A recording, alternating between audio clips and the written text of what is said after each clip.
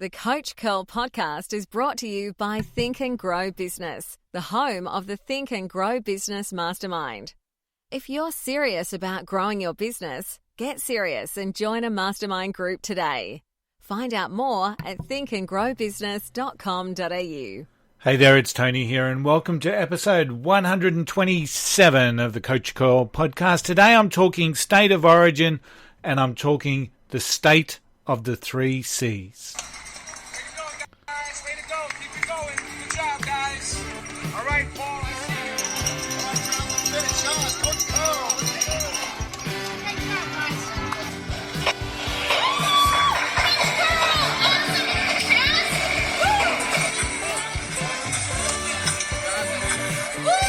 Coach Cole, we love you. I get such a kick listening to that. Great memories, New York Marathon 2018, and if you have ever thought about getting out there and running a marathon, the New York Marathon is certainly the one to do it. An amazing experience, and I get the giggles every time I hear that. So hey, it's episode 127 of the Coach Curl podcast, and today Queensland is in a little bit of mourning, and last year broke, I suppose, in some respects, the great reign that Queensland had in this rugby league contest we have here in Australia called State of Origin. It's when Queensland plays New South Wales. And Queensland had been going through up until probably the last 4 years.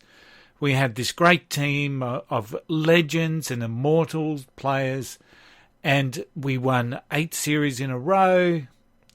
I think New South Wales won one. We then won another one. And then last year, New South Wales won again. So this year was all about a restoration of Queensland pride, or could New South Wales go back to back? And last night, New South Wales won Game 3 of the series by 26 points to 20, and with a try in the last minute. So Queensland have been known over the years to somehow conjure up a victory out of nothing in those final plays, and last night New South Wales did it back to Queensland. So congratulations to the New South Wales Blues. In many respects, they've been the better side all series. They flogged Queensland 38-6 in Game 2. After Queensland won the first game 18 points to 14. So the score was locked at 20-all with just, 30 or 40 seconds left on the clock, and Queensland had been in a point-scoring position where they could have kicked a field goal, but a slow play the ball stopped that option. And ultimately, New South Wales got the ball, went length of the field, one of the best tries that you're ever likely to see, especially if you are a Blues supporter. So Queensland in mourning, another great series of State of Origin. But it just brings me to a question, and I will talk about this before I get into the 3C's. So, because what Queensland are feeling today is a bit of pain around certainty. So many Queenslanders, I guess, had got used to almost the certainty that we were going to win State of Origin. When you win 8 series in a row, when you win 10 of the last 11, those sorts of things, you become quite certain in yourself that there comes a certainty to life. And it's like everything. When our certainty is threatened, we respond, and in this case we're responding with a little bit of mourning. I guess quite conscious of the brave effort that our team put up, but at the end of the day it doesn't save us from the fact that we lost. Queensland lost, New South Wales won.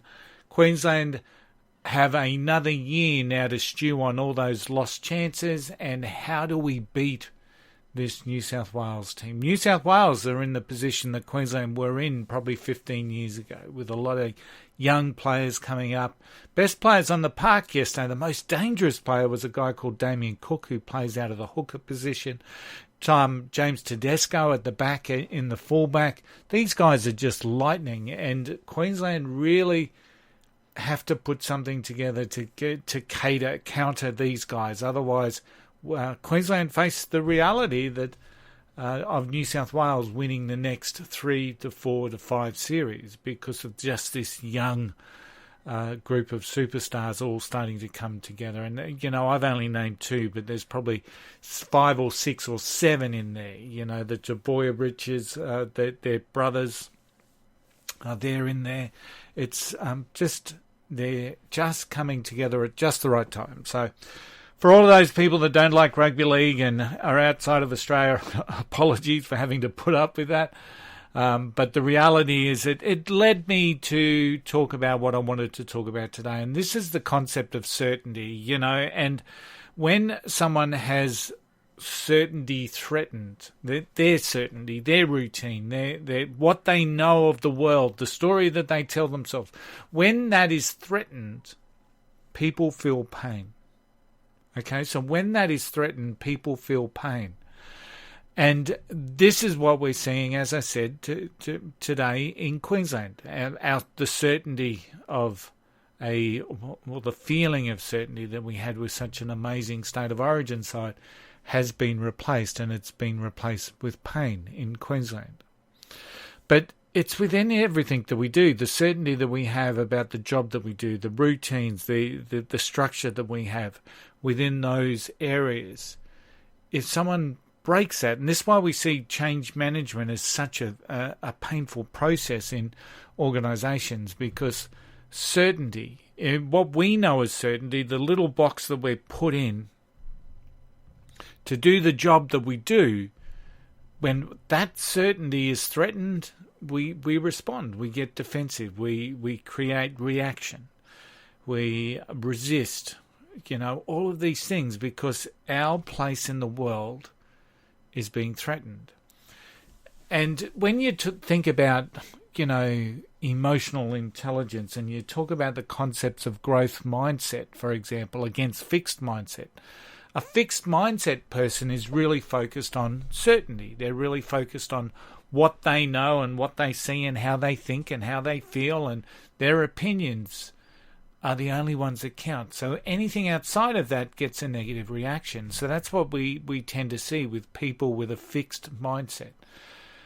Whereas people with a growth mindset tend to look at things a little bit differently and tend to be more open-minded, be more aware of themselves, how they respond, how they react, etc., etc. So even in the concept of fixed mindset and growth mindset, emotional intelligence, growth, all of these concepts come back to underpinning around certainty. And often what we tend to see within this is what I call the 3C's. Now, the 3C's was, I suppose, first driven by myself when I started to observe humans and people and my friends and my enemies and humans. When I started to observe humans, and we fall into routines, and we fall into routine, we become creatures of habit. And we know that's true, as our habits, the good and the bad, ultimately define us. However, what tends to happen is that we see creatures becoming also a creature of comfort. And you hear things around the concept of the comfort zone. And it's generally not a good thing to be in a comfort zone, to be ensconced in this warm feeling. They tell me that it's similar to the warm feeling that you get when you sit in a pile of manure. It's warm, it's fuzzy, it's steaming, but it's not good. And the same concept can apply to the comfort zones that we tend to get ourselves in. Because as humans, we crave certainty. We really do. We crave certainty in our lives. We love knowing what will happen? We love routine, and we see that. We go the same way to work every day. We walk the same routines. Our work routine rarely changes. We get put into this box of structure or systems. And our home life, in many cases, can become this big pile of sameness. Our home life becomes a big pile of sameness. And when we fall out of certainty, our reactions are almost immediate. We feel anxious, we feel stressed, we feel uncomfortable. So we stick with what we know is certain, and we stick with what we feel safe.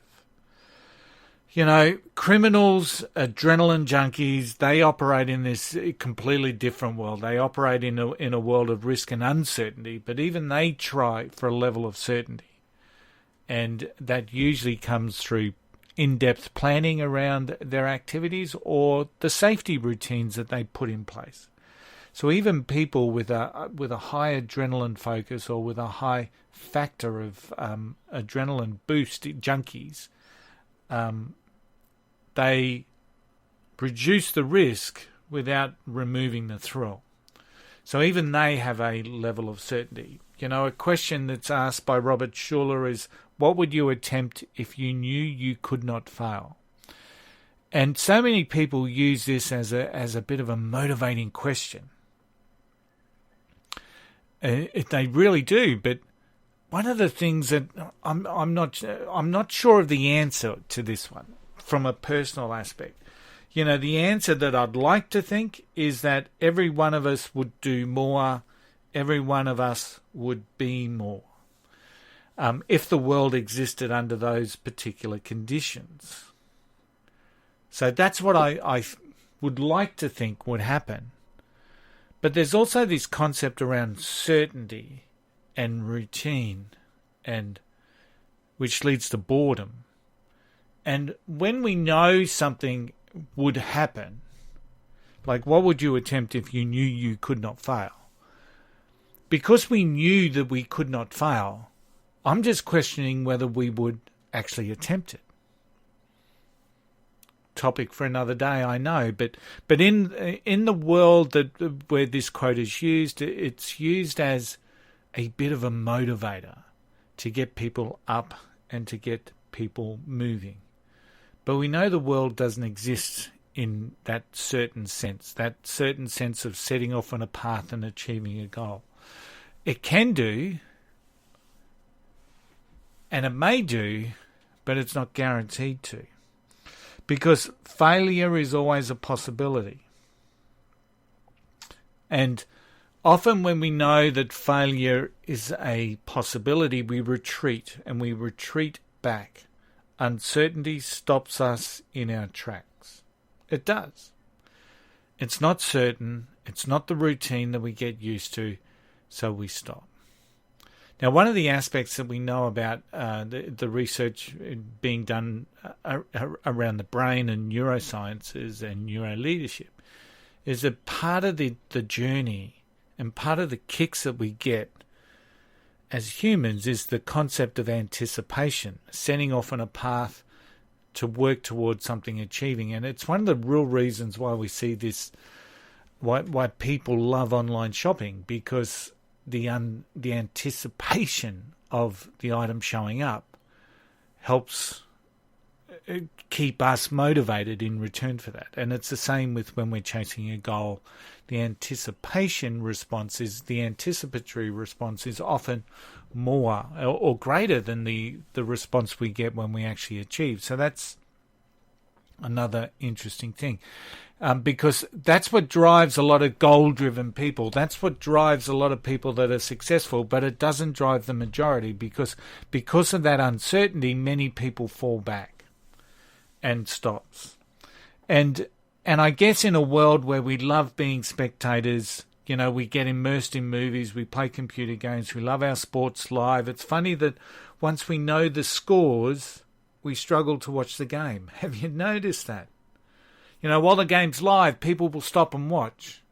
While the race is on, they'll stop. But once they know the result, unless there was something memorable that happened in that game, or it was a close finish, or that there was an amazing piece of athleticism, unless there is something that drives us to watch the replay, once we know the result, we're just not nearly as tuned in, which is interesting because, once again, there's that certainty that we knew. Of course, there are going to always be games that we watch time and time again because we love the result. We love that certainty of the result. But for most of life, we watch it.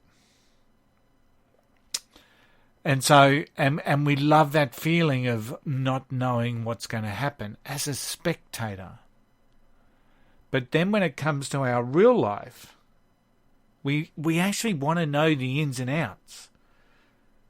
We want to know the plays and the scores, and we want to know all of this in advance before we set off on a journey, because of this concept called certainty. So we're happy to sit back and watch it when it's a game or when it's someone else progressing through the ranks, or we're happy to watch it. But don't get me started on something until I know what the result's going to be, until I know that the time is perfect. That's what we say to each other. How crazy is that? So, ultimately, what this certainty concept is, we can create some really good habits in our life. We can create some really good routines in our life that will help us succeed, that will help us take those steps. And that's part of the reasons why certainty is such a strong motivator for it. If you follow a routine, whether it's a morning routine, an evening routine, an exercise routine, we can a good healthy habit eating routine, all of these things can help you succeed. And by getting into that routine, we actually minimize some of the energy requirements involved in that. And then we can focus in our energy on being passionate and chasing our dreams in another area. The embers of that fire that rages within us is there in all of us. We've just got to stoke it every now and again. And we can't get caught up in the fact around certainty, around the concept of leading that down the path of mind-numbing boringness. Because one thing I know for certain, when we crave certainty in life, and we create certainty around those boring, dull routines, you know, the walk to work, or the unhealthy eating, the being fitted into a box. You know, a lot of these cubicles I liken to a coffin, because all we're doing is putting people into their coffin well early, because of the routines, the structure, and the constraints that we place on people in the workplace is ridiculous.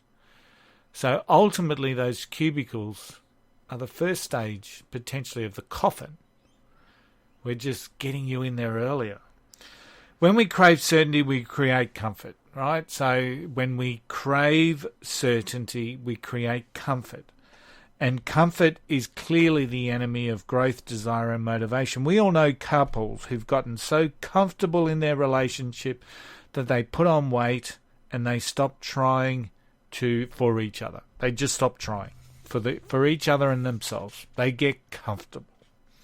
We get comfortable in our jobs. We learn what we need to do to stay out of trouble. The stretch, the challenge that was there disappears, and we get caught in the mundane. We aim for average. We aim for average. Now, comfort is different things to different people. The threat and the stress of change cannot compete with comfort. So when we're looking at the concept of change, it can't compete with the concept of comfort. You know, we get confused. We see people in destructive relationships. The comfort of being in a destructive relationship is more comforting to the people than changing. Isn't that a scary thought? We see couples that stay together for the kids, even though that they've grown apart. People find a level of comfort in their situation. It's what they know. And we know that change is even more frightening than the comfort of whatever toxic relationship they may be in. This is the powerful, demotivating force that comfort is. Growth and learning will always occur outside of your comfort zone. So people make change for one or two reasons. One, because of growth. The other, because of pain. When the hurt finally overwhelms the pain of possibility of change, people will make change. So Abraham Maslow said, we step forward to growth or we step backwards to safety.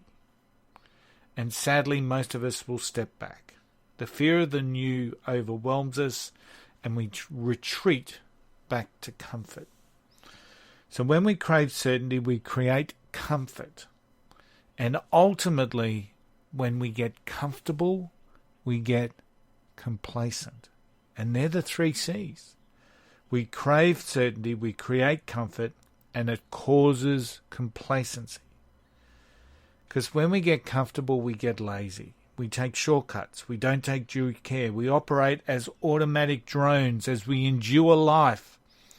In effect, we stop living. We just haven't made it official yet. That cubicle in the office becomes our coffin. And we are known for mass-producing average, aren't we? And you'll hear people all the time talk about things that need to change, but sadly it's all talk. Or we talk about the fact that others need to change and neglect the fact that the only person that we can change is ourselves. You know, life should be enjoyed. Our lives are what we create. When we become a creature of comfort, we face the 3C's. We accept what life brings us. And in doing so, we minimize it. We accept what life brings us.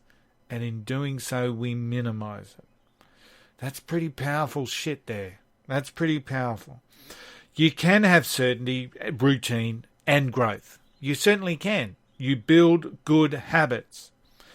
And we need to ensure our habits involve a process where we are continually challenged and stretched. Every time I go out for a run, I want to do better. I want to feel better. I want to be stronger. I want to do it in a quicker time. Every single time.